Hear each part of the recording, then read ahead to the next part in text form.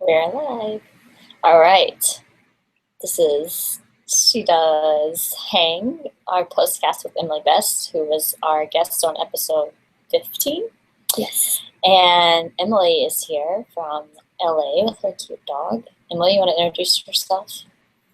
Hi, my name is Emily Best. This is Alistair Beauregard Puppington III, and we're broadcasting from Seed&Spark, also known as Compound, in Echo Park, Los Angeles.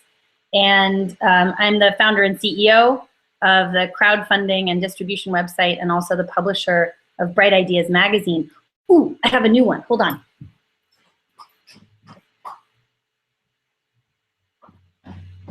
We launched issue 4.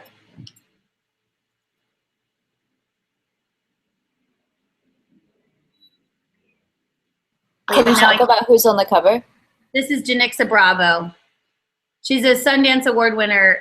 We just shot a brand new VR piece called Hard World for Small Things, starring Keith Stanfield, who you may remember as the man who ripped your heart out in Short Term 12. Yeah, so we just got finished shooting that, and yeah, had a great party on Thursday for the launch of Bright Ideas right here at the Compound. It's beautiful. I'm so excited to see it. Can you flip through some of your favorite layouts and maybe some pages? And Yeah. by the way, we're muting ourselves so that people can hear you, not us. Okay, so there's so many good ones. There's this incredible, terrifying spread based on the Safdie brothers' new film, Heaven Knows What. And it is utterly, I mean, you can't tell, you just can't. It's so good. There's a spread shot by Blessing Yen for the cover that is all these, it's called The Past, Present, and Future of VR. So it's Janixa in all these sort of newly conceived VR headsets. This is my favorite one. You know, that are sort of architectural and futuristic and beautiful, and also super simple, like that's probably where we're heading, that sort of thing.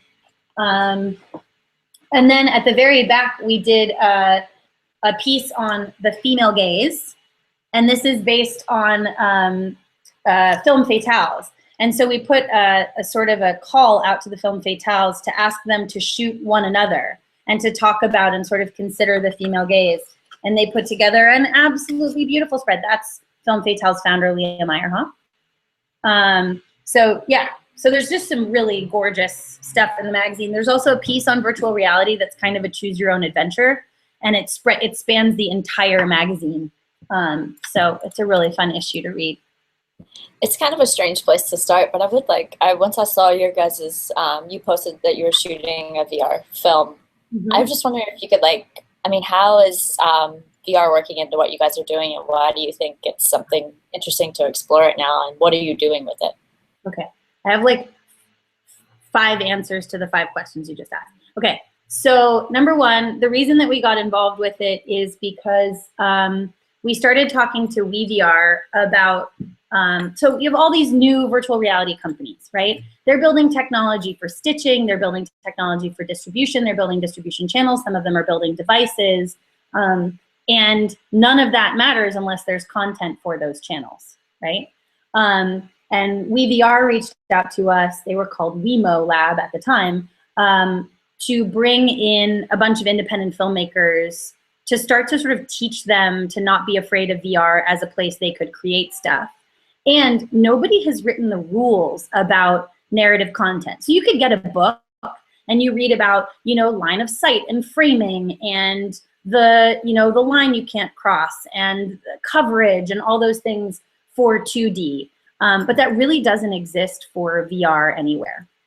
So we also wanted to start to run sort of a bunch of experiments to see what really works well, and do it with filmmakers who could then go out into the community and say, here's what I know about shooting in VR.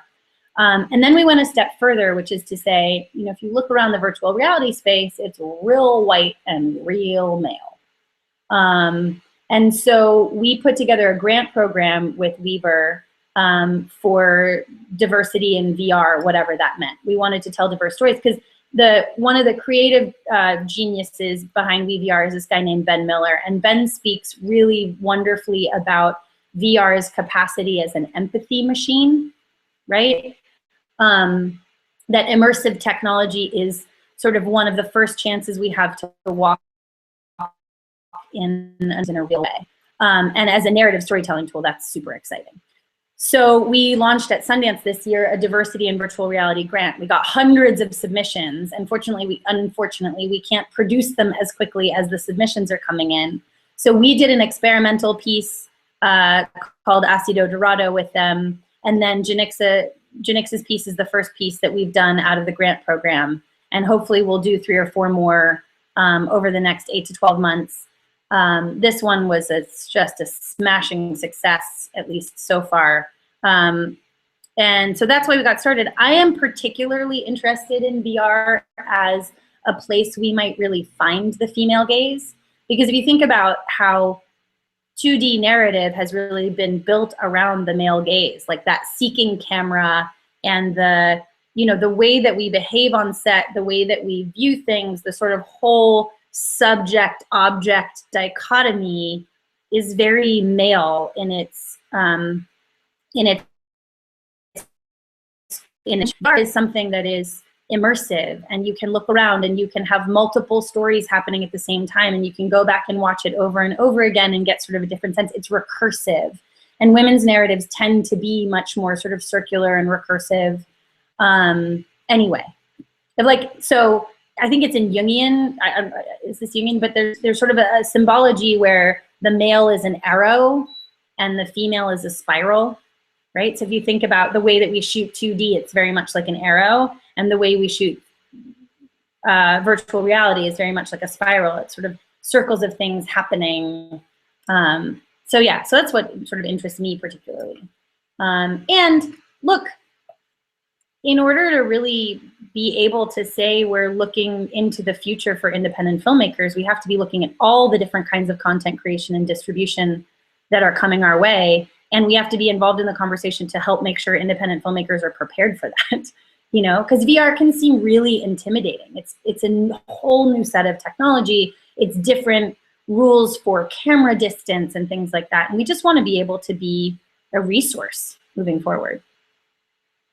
So are those grants something that people watching now could apply for, or are those already delegated out? We've closed the submission process now. It doesn't mean we won't necessarily reopen them, just because we got so many, and we have a pretty sick short list. But we may open that back up, and we'll definitely pump it out through social media pretty hard if we do.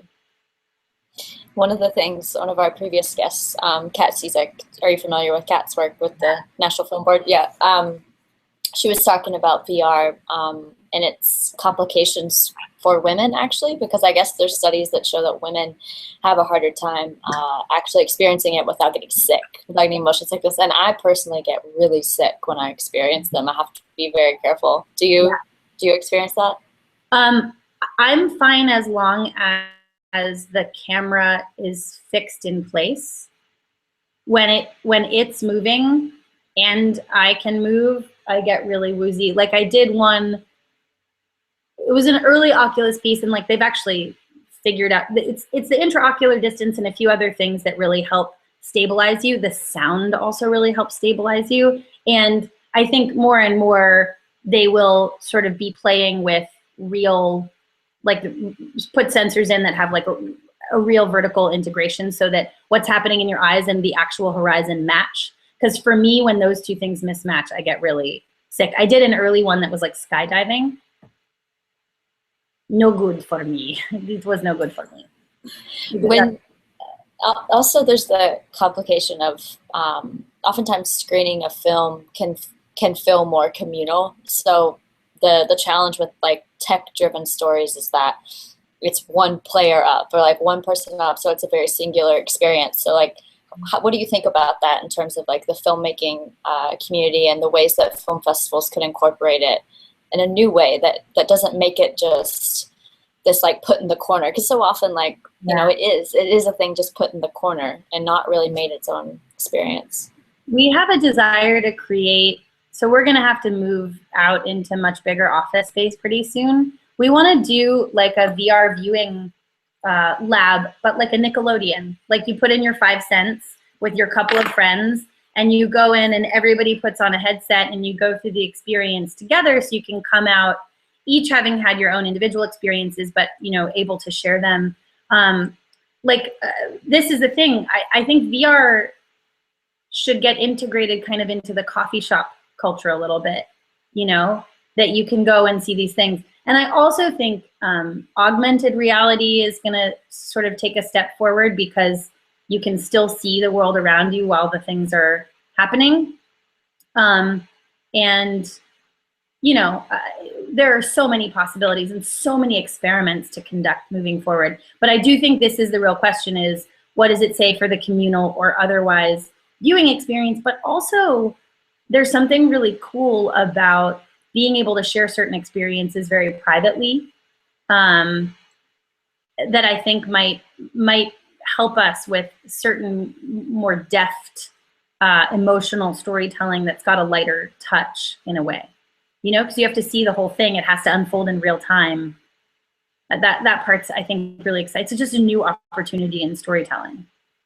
And do you see, this is my last question on VR, unless you have more, but do you see brands and different types of people with money, like the funders, are they interested in it, and how best would it be, you know, as a filmmaker to make that transition maybe, and to get into that space? I think right now it makes sense to add it to the pot as opposed to transition. You know, like if you're making a really cool narrative film, think about what portion of it might be really interesting as a VR piece, and produce a short VR piece that's kind of part of the promotional mechanism. Partially as an experiment to learn how to do it, and partially because more ways to reach out are better. I think brands are lining up behind this, but they need to sort of understand how it's getting distributed. And there are tons of opportunities. I mean, it's not just Sundance New Frontier. There's Future of Storytelling in New York. There are lots and lots of eventized opportunities. So we had VR viewing stations at the Bright Ideas launch party, and there were lines, like these huge, we had 2 VR stations with 2 headsets each. I mean, there were like 600 people at this party, but like, there were lines to view them, and then people would view them, and then afterwards they'd be like, have you seen it yet? Which one did you see? What did you watch? How did it make you feel? So that was kind of exciting, because it was like a private moment of activation, which people then kind of incorporated.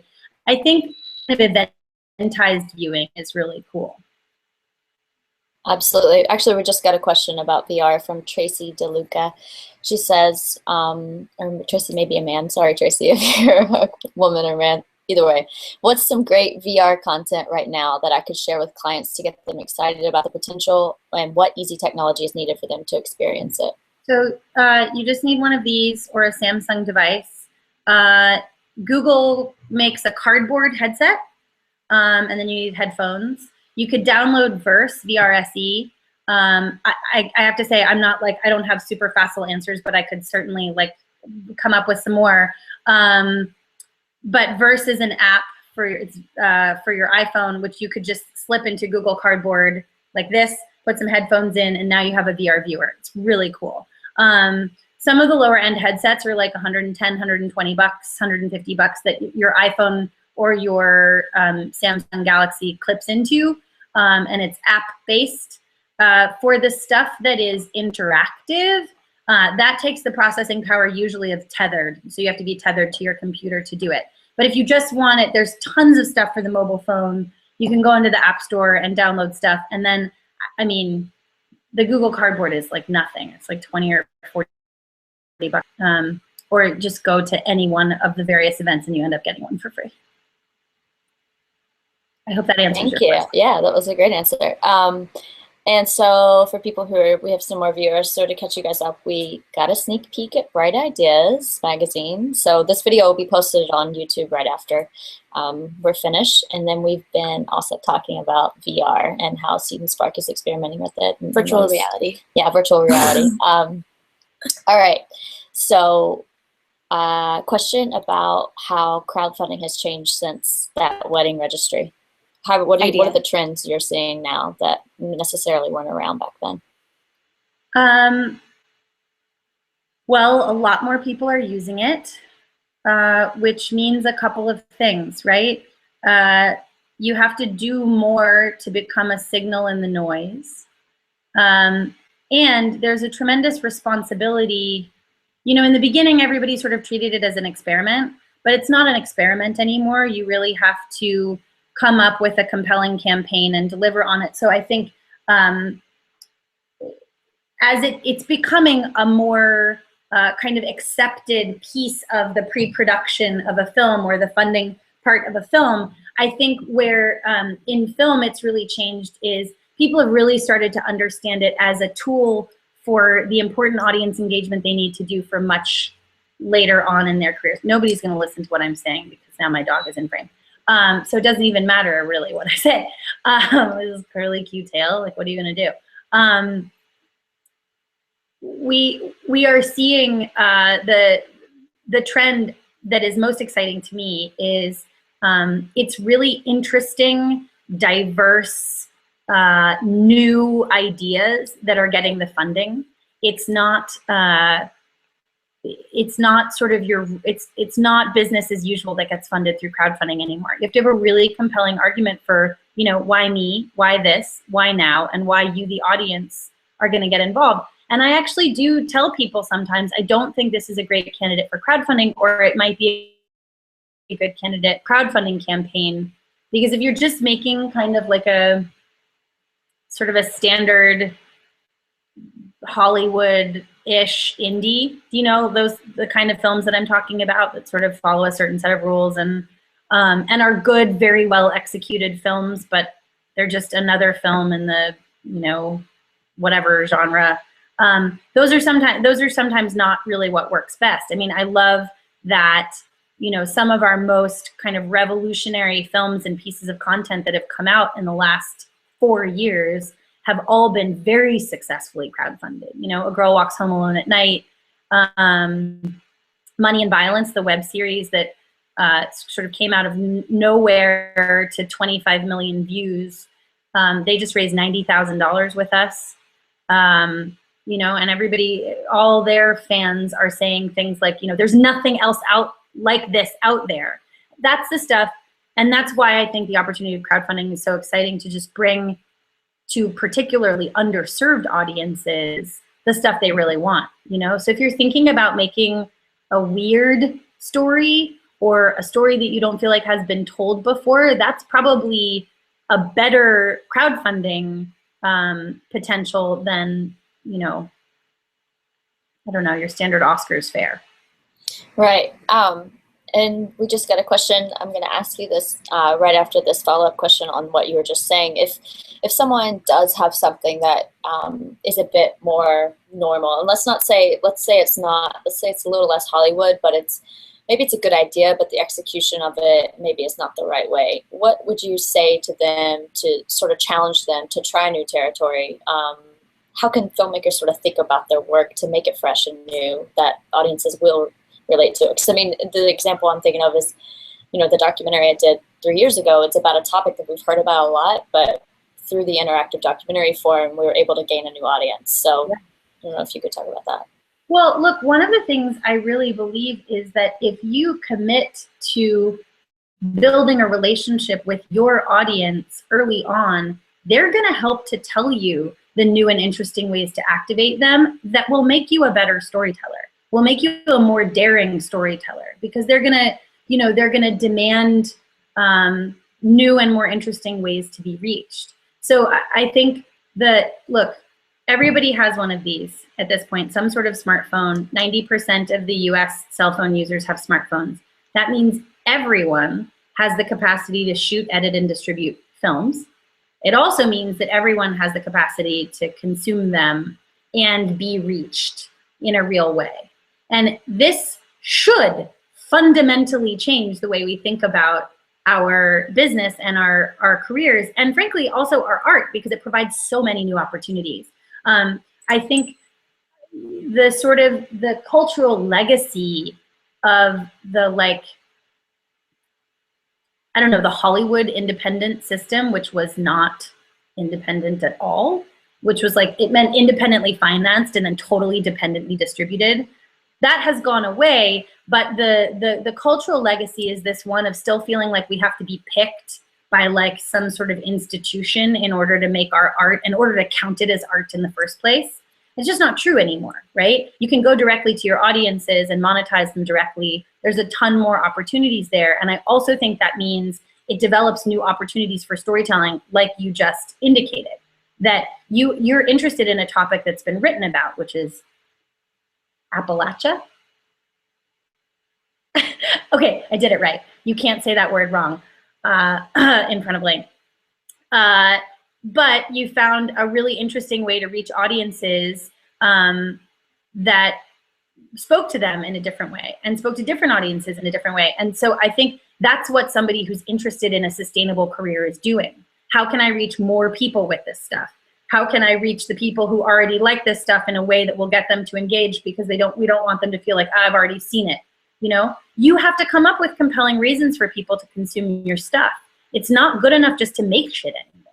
It just isn't. It actually never was, by the way. You had to like make shit and then sell it to the right sales agent and get them excited about it. And then you had to go out, you know, it's like, I don't know why artists continue to be like, well, when I've made it, all I have to do is my art. It's like, no, sorry, that's not true for any single person. Shepard Fairey's studio, you can actually see it from my balcony right here. It's an enterprise. It's an enterprise. Would anybody call him not an artist? No, but it's an enterprise. You know, he has to do things creatively and he needs support to do it. Awesome. For the new viewers, you can ask questions on the right-hand side. I think it should be on your right-hand side. It should just be a Q&A logo. If you click it, you should be able to type in a question. And my dog's butt. And well, Emily scratches her dog's butt. By the way, I'm very impressed of you saying Appalachia correctly. I'm so happy how many people I'm indoctrinating. So great. Okay, I have a question from Taryn. Hi, Emily. I'm a former college classmate of Emily Alexander Wilmoth's and enjoyed what all of you made with Like the Water. I'm in LA and I'm wondering how one can get on your mailing list for female filmmakers to attend the WIMP Salon if it's open. Sure. If you just email hello@seedandspark.com, we will add you to the list. And then the WIMP's RSVP, once you're on the list, is first come, first serve. So I think when we recorded that episode, there were 200 women on the list. There's now 600 women on the list. And women are getting hired right and left. It's super exciting. I mean, I think we will have like a compelling argument for how we changed the ratio this year. That's amazing. Like and what does that say about what people can do in their own communities, in their own like little worlds? Because the thing is, like, we can complain about things all we want, but all it did was you starting an email list and starting a salon, and you've already got 600 women now activated. Like, what can people do themselves like that? Offer something. Just offer something. All I did was offer a space for people to show up and talk to each other. I really like, people were like, you did this thing. I'm like, no, I didn't. All I did was say like, hey, these 26 women, do you want to come to my house? Actually, I think I only invited 13 and 26 showed up for the first one. And then they were like, can I invite friends? I was like, sure. And then it got to a point where we were like a massive, I was like trying to keep track of these like 90 emails, and somebody said, why don't you start a Google group? So we started a Google group, and that made it super easy to add people. And then it was just word of mouth. And so it started with just like a single offer, and it spread like wildfire. So I don't feel like it was any great revelation, except that when you offer something and people really want it, they pull it into the marketplace sort of for you.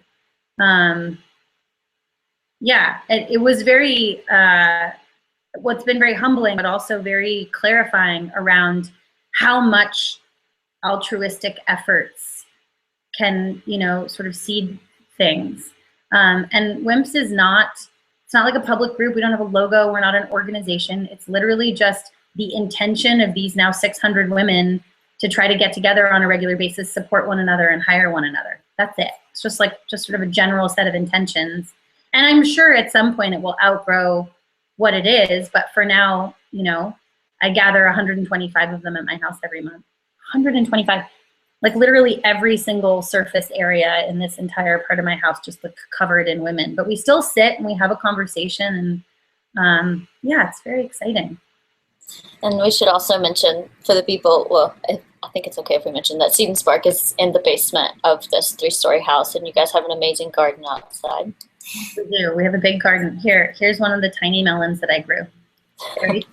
But most of the fruits and vegetables are larger than your head. This is true. There is a whole head food series on Instagram that was very pleasurable to eat. So I didn't realize how satisfying it is to grow melons. It's like, yeah. I have a question. How do you, and this is a little bit more personal, but how do you balance all the different things that you're doing? Do you have a structured schedule for yourself? Do you, yeah, like give us some tips on, I mean, you're involved in so many different things, even down to the garden, even having a dog. I mean, how do you keep it all structured and balanced? I'm not sure that I do. I think it is a tremendous combination of like, some days I have it all. I mean, I put everything on my calendar and I keep everything in my notes, or it all falls apart immediately. Some days it's just my father's most sound advice, which is just do the next right thing right. That can be very hard to remember to do sometimes. And I have like the best team in the universe. So they, you know, and we work together very closely. We only meet twice a week. And one is to make sure that we're all aligned in our priorities, and the other is to make sure we're aligned in the strategy that's driving the priorities. And that's it. So we feel like we always know the right hand knows what the left hand is doing. On the personal side, just like in the last couple of months, I'm going to swear now, I'm just warning you all. I've just instituted something called Fuck It Sunday, which I know for most people is just like the weekend. But sometimes for entrepreneurs, that can be really difficult because like work and life there is no border between them. It's like I don't go and punch a time card. It's like my whole life is structured around this thing that I'm building that's very personal to me. And so kind of a problem I have with, I don't even like saying this because it's so douchey, but like entrepreneurship culture, like whether or not I want to participate in it, there totally is this like culture around entrepreneurs that is incredibly results and achievement oriented, even down to your free time. You know, like, do you have that app that helps you optimize the hiking that you're doing? And, you know, if you did Switzer Falls last week, you're doing Mount Baldy next week, and how are you making sure that you've like maximized your whatever, you know, like, it's all very like optimized oriented, and like Tim Ferriss is super into like the biohacking thing. And I just find it all awful, to be honest. Like I mean, Tim Ferriss helps a lot of people. I'm not saying anything bad about him. I just like, I'm not interested in my personal life also being achievement oriented when so much of my professional life has to be achievement oriented. So Fuck It Sunday is the day I put my phone down. Literally is about achievement. If I want to garden, I do take care of my dog every day because he's very important to my mental health. But it's utterly about seeking your own pleasure. So you have that drink at 10:30 a.m. or you have that extra cup of coffee, or you wait and go to your favorite place for brunch, or you cook the whole pack of bacon. And no, you don't have to work out. Who cares? It is like really just the anti-achievement day. It's my like anti-entrepreneur day. And that helps me reset. And I find my Mondays are incredibly productive as a result. You know, like all the things that I feel tremendous amount of resistance to, like waking up this morning needing to write a bunch of stuff, which normally I just put off because it seems sort of like insurmountable. It doesn't feel hard. So that's what works for me. And also, I think, especially as women, we should have entire days devoted to seeking our own pleasure. I don't know if you guys read that beautiful thing that Jill Soloway said at Cinefamily last week or 2 weeks ago that was really about female desire. And like, it is also kind of helping me worry less about my achievement, because I feel like we always have to feel like ourselves with our achievement. Like, what if just my desires were enough for a day? So it's like a little training in a way, which I guess is achievement oriented. Fuck you guys, I can't escape it. We only have 2 more minutes left, and viewers, if you have questions, send them in now by pressing the Q&A button. Chat window should be there. I have a question that should be pretty easy to answer, but if you could recommend a book that someone should read, and it could be whether it's sort of douchey entrepreneurship or it's a fairy tale, like what book do you refer to that really helps you? So from the creator standpoint, The Lean Startup is wonderful. Eric Ries wrote it. And actually, Eric Ries and Andy Timoner just collaborated on a series called The Lean Content. So applying the thing that I kept telling filmmakers to do, which is like, read The Lean Startup and apply it to your content creation. They did that, and they made a series, which is video series. And I would definitely recommend watching that. I just read a really wonderful book called The War of the Encyclopedists. It's a new novel written by 2 men my age who co-write fiction, which I think is really fascinating. And I had never read anything that was so contemporary to me and to our generation, you know, that interplayed. I'm reading a book. I read it in hardcover. And also the theme that runs through it is this Wikipedia page that they keep editing together. So there's something really inspiring to me about just reading fiction that's contemporary to me and my life. It made it feel like this generation is still like really important, the work that we're doing and the new ways of communication we're finding. That's what I would say. That's awesome. Do you have a final question? Well, it was kind of a follow-up to my last one, but have you ever been overprotective of certain tasks, and have you ever had trouble delegating them to other people, or have you learned to kind of trust? Are there certain things that you hold close to you that only you trust yourself doing? Not anymore. I mean, there are some, speaking engagements where I know that the CEO founder or to a crowd in a certain way, but pretty much everything else at this point, partially because I think what I know about management is the more precious you are about delegation, the longer you are indispensable, the harder your life is, And I'm getting to the point where I have so many other demands that I'm having to drop all the ones that used to be on me in order for us to grow the company in the direction we want to grow it. We're still here. We didn't go anywhere. That looked like we did. Okay. 1 more minute to say what you want people to hear about what's important to the film industry, in your opinion, right now. I don't know if I said this on the podcast, but increasingly I have this idea that would be, so in an environment where the artist is constantly told they have to be picked, right, in order to be called an artist, in order to get their films made, in order to do those things, of course the Oscars like looms large in our environment because it's the ultimate pick me, right? But what if we got to a place where we were so facile in building our own careers and generating our own audiences that the Oscars became sort of unimportant in a way. Beautiful kind of peer recognition moment. I mean, we need like, I don't know, a lot of the Oscars voting body to go to heaven so that it's not all like over 90 and white and male. And I'm not wishing clear about that. But in order for that transition to happen, we need sort of a generational shift. But I just think that we have all the tools available to us that we don't have to spend any energy waiting to be picked anymore. We can build the things, and what it means is we have to build things that are valuable to audiences, right? That's not about getting picked. That's about, like I said before, finding your people. And so this is like the sort of mental shift that's getting really exciting to me. Like, how can we every day say, what am I doing today to make sure I'm choosing myself, right? And I'm choosing the career that I want. That's all. Now I have one more question. Sorry, do you have a minute? So I'm going to use myself as an example. So I have, over 500 backers from Kickstarter from a project I did 3 years ago.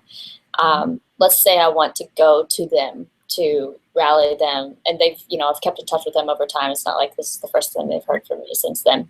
Go to them to say, I'm working on this new project. What ways can I engage them that's not just me trying to get money from them? What are ways that that are important that I can connect with them and they can be part of that collaboration? This is about offering them something that they can do, or they can share in, or that they can talk about, or that they can think about. This is where the offering becomes really important. You were here first. This is what I offer especially to you: an opportunity, a seed of wisdom, special content, a chance to participate in a X, Y, and Z. I think many of them will come back and fund your next project because this last one was really successful and exciting for them.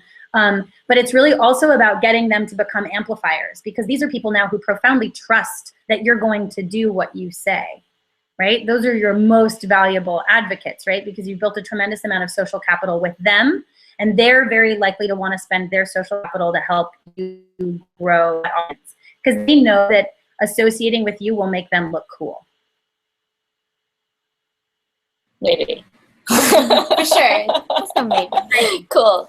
Thanks, Emily.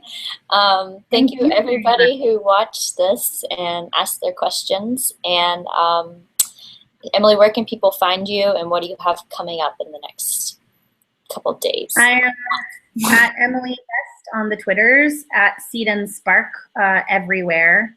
And you can find me soon at Toronto, Vancouver, Portland Film Festival. I'm super excited about. We have a bunch of films there. Savannah, New Orleans, Amsterdam, Milwaukee, Camden, the huge. Cool. We'll also be at Camden, so we'll see. Yeah, we're going to be doing a live event at Camden, so we'll make sure to save you a seat. Fantastic. Can't wait. Okay, well, you stay here. Everybody else, we're going to leave you, but thank you so much for watching, and this will be posted on YouTube afterwards. And this week we have an episode. Sarah, do you want to tell with people animator Kirsten Lepore, who's directed and wrote and directed an episode of Adventure Time, which will be coming out later this year. But she is our guest this coming Wednesday, so tune in for that. And thanks for tuning in today. Yeah. Bye, guys.